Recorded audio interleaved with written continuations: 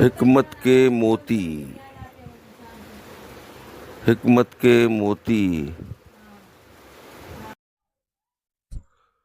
نبی کریم صلی اللہ علیہ وسلم نے فرمایا، لوگوں پر ایک ایسا زمانہ آئے گا کہ انسان کوئی پرواہ نہیں کرے گا کہ جو اس نے کمایا حاصل کیا وہ حلال سے ہے یا حرام سے۔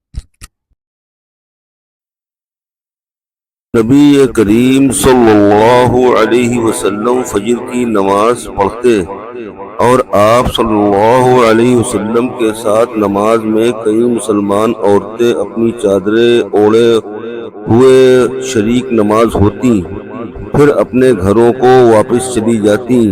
اس وقت انہیں کوئی پہچان نہیں سکتا تھا۔ نبی اکرم صلی اللہ علیہ وسلم نے فرمایا، رب کی رضا والد کی رضا میں ہے اور رب کی ناراضگی والد کی ناراضگی میں ہے۔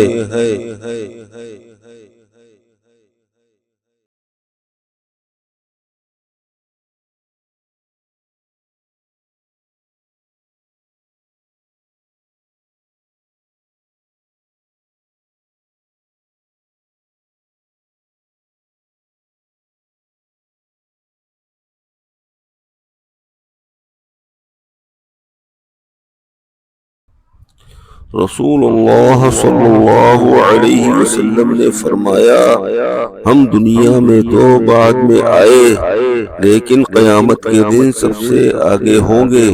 فرق صرف یہ ہے کہ یہود و نصارہ کو کتاب ہم سے پہلے دی گئی اور ہمیں بعد میں۔